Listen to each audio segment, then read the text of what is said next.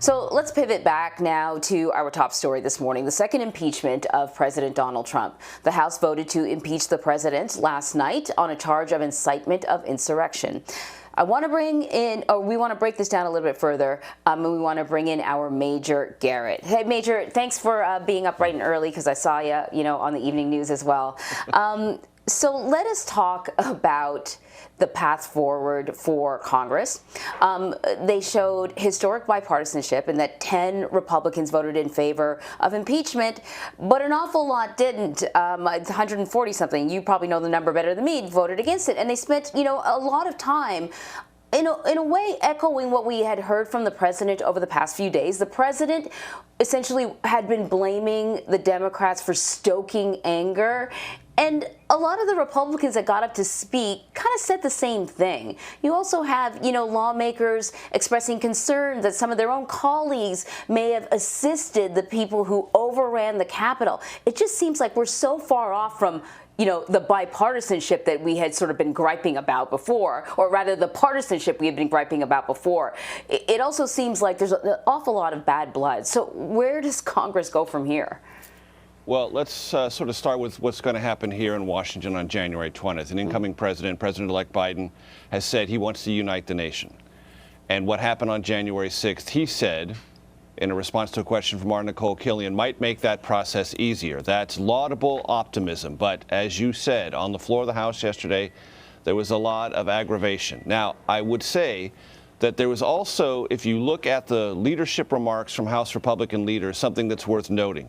Yes, many of the rank-and-file Republicans backed the president and said Democrats should have denounced violence in the summer associated with justice protests and racial justice protests more aggressively. That's whataboutism. There was a lot of whataboutism on the floor of the House yesterday. What about this and what about that? Trying to somehow make what happened on January 6th less appalling. But that's rank-and-file Republicans. I looked at the leadership of the House Republican Conference very closely.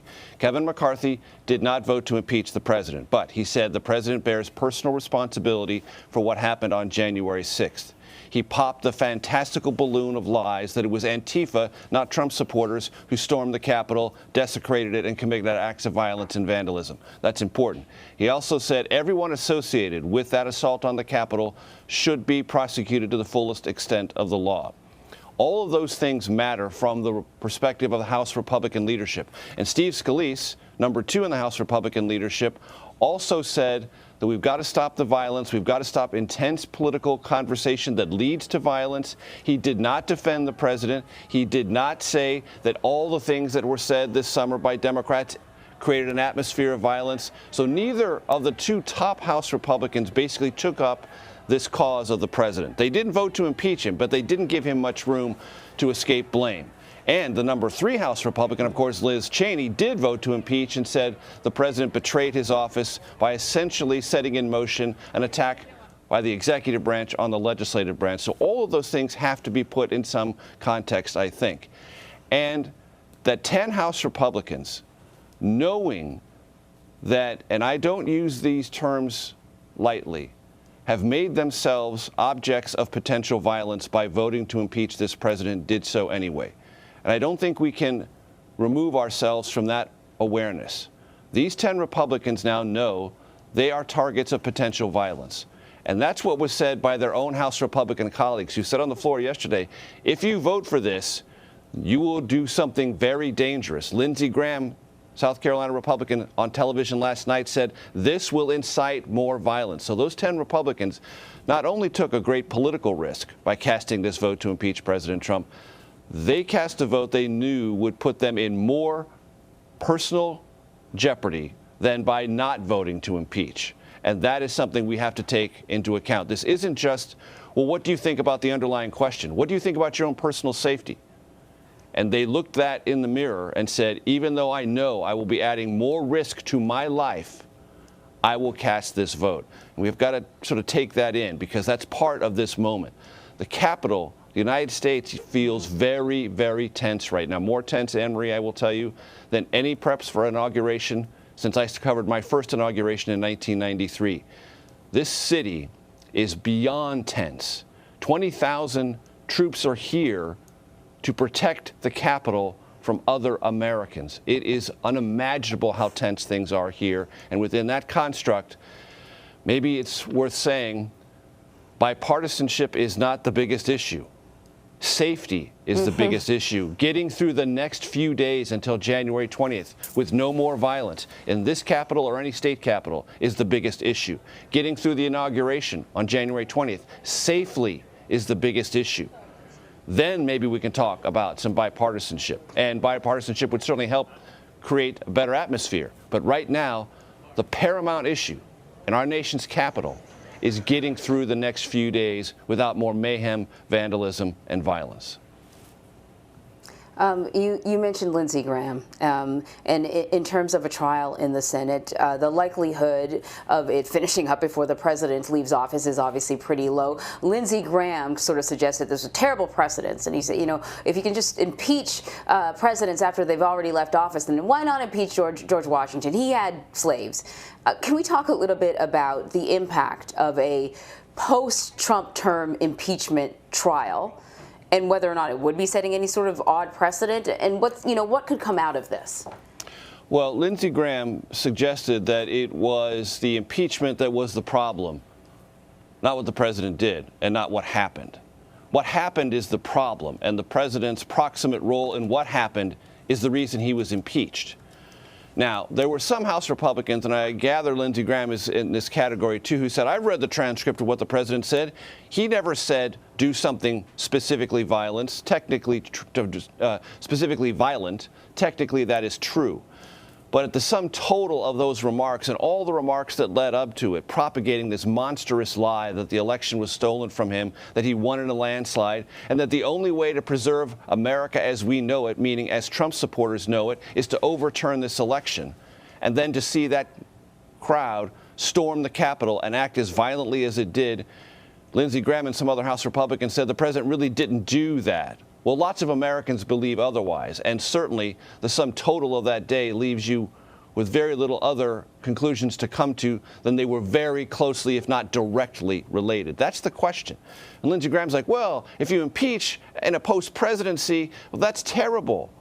Well, what was the underlying terribleness that set all this in motion? January 6th was. And President Trump has a lot of responsibility for that, because he could have not told the country a monstrous lie for week upon week upon week, but he did. And he also said, to correct this lie, you have to do something in Congress.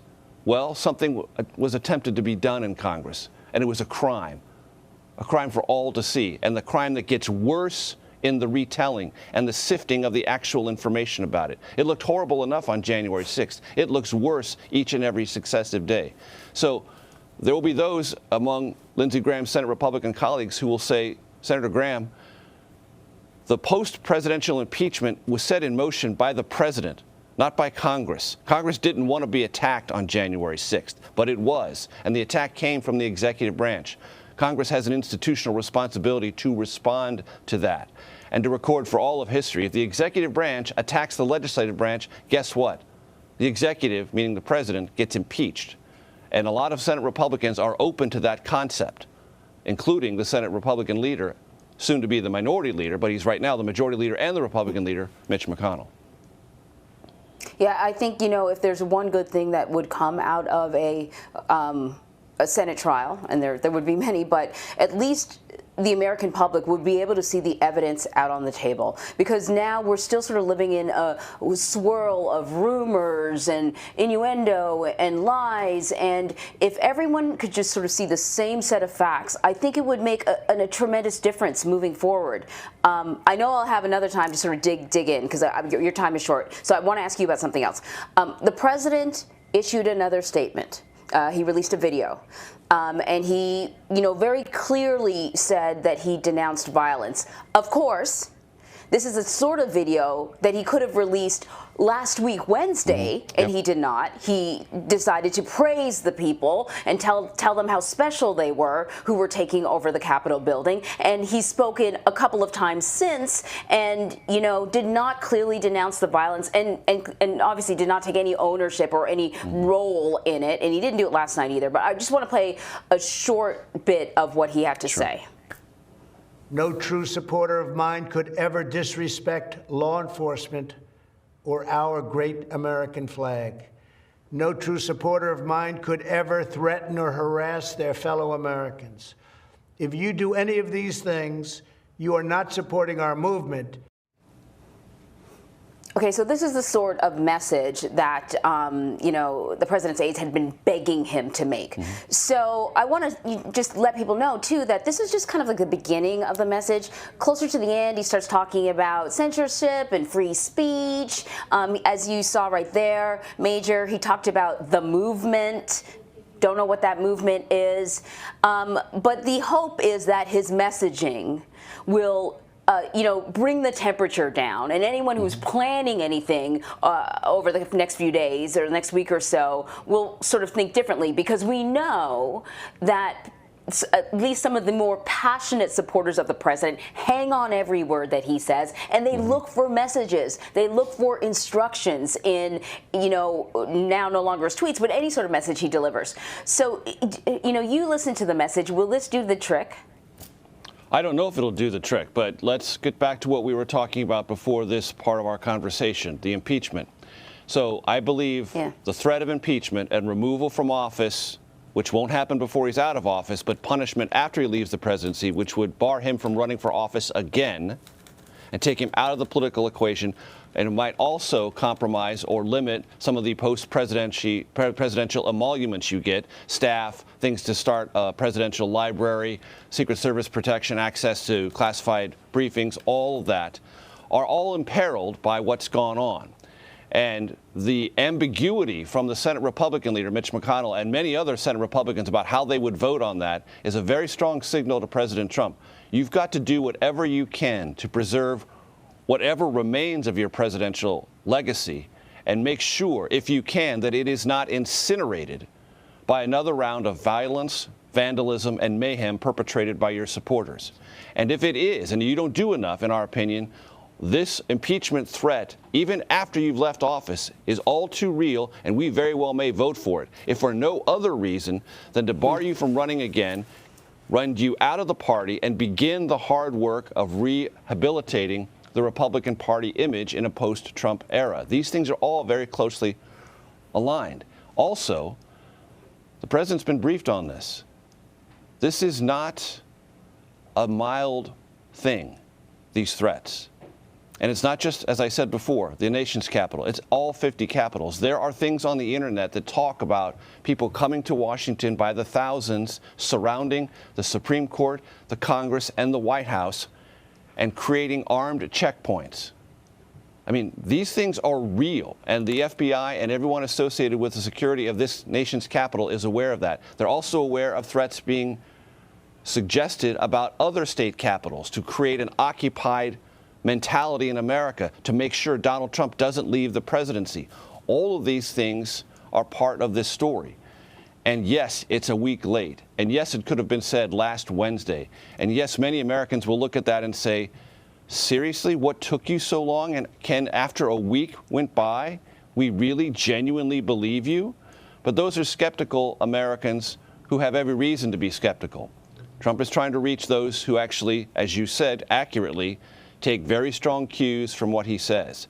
And if there was an important component part of that message, it was, if you do any of these things, you are not supporting our movement, you are attacking it. Trying to personalize any vengeance that might be committed in his name and say, no, it's not in my name, it's in your name. He also could have said more forcefully, we will prosecute all of you to the fullest extent of the law. He may say that in the future.